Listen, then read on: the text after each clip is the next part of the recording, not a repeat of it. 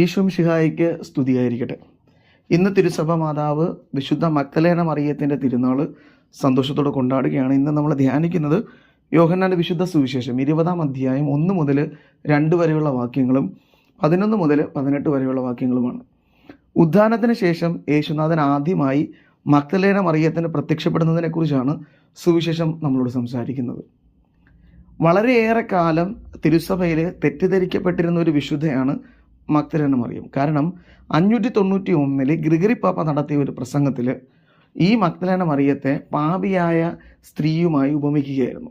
സുവിശേഷത്തിൽ യേശുനാഥൻ വീണ്ടെടുത്ത ആ പാപിയായ സ്ത്രീ അവൾ മഗ്ദലേന മറിയമാണെന്ന് അദ്ദേഹം പറഞ്ഞതിനെ തുടർന്ന് വളരെയേറെ കാലഘട്ടത്തിൽ തിരുസഭയിലെ പണ്ഡിതന്മാർ ഈ മറിയത്തെ പാപിയായ മറിയമായി ചിത്രീകരിച്ചിരുന്നു. എന്നാൽ അങ്ങനെയല്ലെന്നും അവൾ ആദിമസഭയിലെ വളരെ ശക്തയായ ഒരു അപ്പസ്തോലയായിരുന്നുവെന്നും ശിഷ്യന്മാരുടെ ഇടയിൽ വളരെയധികം പ്രാമുഖ്യം നേടിയിരുന്ന ഒരു സ്ത്രീയായിരുന്നെന്നും പിന്നീട് അവൾ സുവിശേഷ വേല ചെയ്ത് ക്രിസ്തുവിന് വേണ്ടി രക്തസാക്ഷിയായി തീർന്നുവെന്നുമാണ് ചരിത്രം പഠിപ്പിക്കുന്നത്. അപ്പോൾ ഈ പാപിയായ മറിയത്തിൻ്റെ പേരിൽ മറിയം തെറ്റിദ്ധരിക്കപ്പെട്ടിരിക്കുകയായിരുന്നു. പിന്നീട് അവൾ 2016 അവളുടെ തിരുനാൾ അത് ഒരു തിരുനാളായി, അവളെ ഓർമ്മ ദിനമായിരുന്നു ആചരിച്ചിരുന്നത്, തിരുനാളായി തിരുസഭയിൽ ഉയർത്തുകയും മഗ്ദലേന മറിയത്തിൻ്റെ പ്രാധാന്യം സഭയിലേക്ക് വിളിച്ചോതുകയുമായിരുന്നു. അപ്പോൾ ഇന്ന് ഈ മറിയത്തെക്കുറിച്ച് ധ്യാനിക്കുമ്പോൾ സുവിശേഷത്തിൽ വളരെ മനോഹരമായ മറിയത്തിൻ്റെ പ്രത്യേകതയെക്കുറിച്ച് നമുക്ക് കാണാൻ സാധിക്കും. മറിയം അതിരാവിലെ, അതായത് ആഴ്ചയുടെ 1-ാം ദിവസം അതിരാവിലെ ഇരുട്ടായിരിക്കുമ്പോൾ തന്നെ അവൾ ശവകുടീരത്തിലേക്ക് ചെന്നുവെന്നാണ്. ഈ മഗ്ദലേന മറിയത്തിൻ്റെ പ്രത്യേകത, ശിഷ്യന്മാരെല്ലാവരും ക്രിസ്തുവിനെ ഉപേക്ഷിച്ചപ്പോഴും ക്രിസ്തുവിനെ ഉപേക്ഷിക്കാതെ അവൻ്റെ കൂടെ നടന്നവളായിരുന്നു. കുരിശിൽ, കാൽവരിയുടെ കീഴിൽ അവൾ മറിയത്തോടൊപ്പം ക്രിസ്തുവിനോട് കൂടെ നിലനിന്നിരുന്ന ഒരു സ്ത്രീയായിരുന്നു. അപ്പോൾ ക്രിസ്തുവിൻ്റെ അമ്മ അവനെ സ്നേഹിച്ചതുപോലെ ഈ മറിയവും അവനെ സ്നേഹിച്ചിരുന്നു. അപ്പോൾ എന്തായിരുന്നു ഈ സ്നേഹത്തിൽ നിന്ന് അവൾക്ക് ആവശ്യപ്പെട്ടിരുന്നത്? അവൾ മറ്റൊന്നിനേക്കാളും ഉപരി ക്രിസ്തുവിനെ മാത്രം സ്നേഹിച്ചവരായിരുന്നു. കാരണം ക്രിസ്തുവിൻ്റെ അടുക്കിലേക്ക് വന്ന പലരും ക്രിസ്തുവിൻ്റെ അടുക്കിലേക്ക് വന്നത് തന്നെ ചില നേട്ടങ്ങൾക്ക് വേണ്ടിയായിരുന്നു. പക്ഷെ മറിയം വന്നത് ക്രിസ്തുവിന് വേണ്ടി മാത്രമായിരുന്നു. അവൾ സ്നേഹിച്ചിരുന്നത് ക്രിസ്തുവിനെ മാത്രമായിരുന്നു, ക്രിസ്തു നൽകിയ കാര്യങ്ങളല്ല.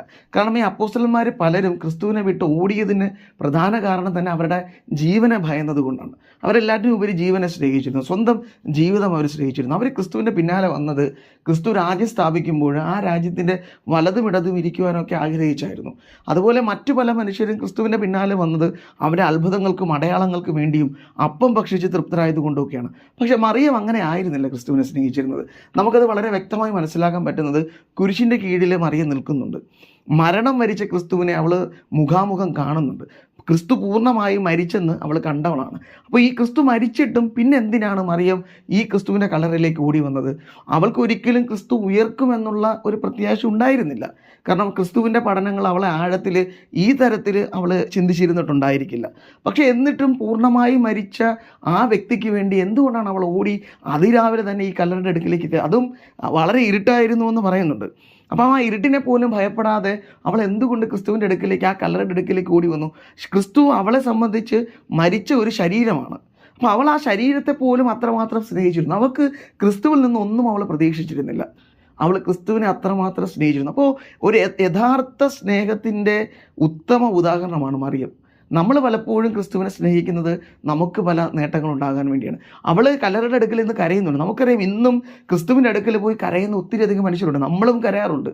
നമ്മുടെ കണ്ണുനീരിൻ്റെ പ്രധാന കാരണം നമ്മുടെ ചില ആവശ്യങ്ങൾക്ക് വേണ്ടിയാണ്. ക്രിസ്തുവിൻ്റെ പക്കൽ നമ്മൾ കരയുന്നത് നമ്മുടെ ആവശ്യങ്ങൾക്ക് വേണ്ടി. നമ്മളെപ്പോഴെങ്കിലും ക്രിസ്തുവിന് വേണ്ടി കരഞ്ഞിട്ടുണ്ടോ എന്ന് മറിയം ചോദിക്കണം. മറിയം കരഞ്ഞത് ക്രിസ്തുവിന് വേണ്ടിയാണ്. അവൾ കണ്ണുനീർ പൊഴിച്ചത് ക്രിസ്തുവിന് വേണ്ടിയാണ്. ക്രിസ്തുവിനെ നഷ്ടപ്പെട്ടത് ഓർത്താണ്, അവൻ്റെ ശരീരം നഷ്ടപ്പെട്ടത് ഓർത്ത് അവൾ കണ്ണുനീർ പൊഴിക്കുകയാണ്. അപ്പോൾ ഇത്രമാത്രം ആഴത്തിൽ ക്രിസ്തുവിനെ സ്നേഹിച്ച മറിയം അപ്പോസ്തലന്മാരുടെ അപ്പോസ്തലയായതിൽ നമുക്ക് യാതൊരു തരത്തിലും നമ്മൾ മറ്റൊരു തരത്തിൽ ചിന്തിക്കേണ്ടതായിട്ടില്ല. കാരണം അവൾ അത്രമാത്രം ക്രിസ്തുവിനെ സ്നേഹിച്ചതുകൊണ്ടാണ് ക്രിസ്തു ആദ്യമായി അവളുടെ മുമ്പിൽ പ്രത്യക്ഷപ്പെട്ടത്. അപ്പോസ്തലന്മാരെക്കാളും മുമ്പേ ഉദ്ധിതനായ ക്രിസ്തു അവളുടെ മുമ്പിൽ പ്രത്യക്ഷപ്പെട്ടത് അവളുടെ സ്നേഹം കൊണ്ട് മാത്രമാണ്. അവൾ അവനെ അഗാധമായി സ്നേഹിച്ചതുകൊണ്ടാണ് അവൻ അവനെ തന്നെ അവൾക്ക് മുമ്പിൽ വെളിപ്പെടുത്തിയത്. എന്നിട്ട് അവൾക്ക് ക്രിസ്തു ഏൽപ്പിച്ച ഉത്തരവാദിത്വം അപ്പോസ്തലന്മാരോട് പോയി തൻ്റെ ഉദ്ധാനത്തെക്കുറിച്ച് പറയാനെടുത്ത് ക്രിസ്തു അവളെ ബഹുമാനിക്കുകയായിരുന്നു, അവളുടെ സ്നേഹത്തെ അവിടുന്ന് തിരിച്ചറിയുകയായിരുന്നു. അപ്പോൾ ഈ സുവിശേഷം ധ്യാനിക്കുമ്പോഴും ഈ മഗ്ദലേന മറിയത്തിൻ്റെ മാധ്യസ്ഥം വഴി നമുക്കും പ്രാർത്ഥിക്കാനുള്ളത് ക്രിസ്തുവിനെ അവന് വേണ്ടി സ്നേഹിക്കാനുള്ള കൃപ നൽകണമേ എന്നാണ്. ക്രിസ്തുവിന് വേണ്ടി കരയാനുള്ള കണ്ണുനീര് എൻ്റെ ഹൃദയത്തിന് നൽകണമേ എന്നാണ്. ഈ തിരുവചനം ധ്യാനിക്കുമ്പോൾ, മറിയത്തെ ഈ തിരുനാൾ ആഘോഷിക്കുമ്പോൾ നമുക്ക് പ്രാർത്ഥിക്കാം, യേശുനാഥ, ഈ മറിയത്തെ പോലെ നിനക്ക് വേണ്ടി സ്നേഹിക്കാനുള്ള കൃപ നീ ഞങ്ങൾക്ക് നൽകണമെന്ന്. യേശുനാഥൻ അതിന് നമ്മെ അനുഗ്രഹിക്കട്ടെ. ആമേൻ.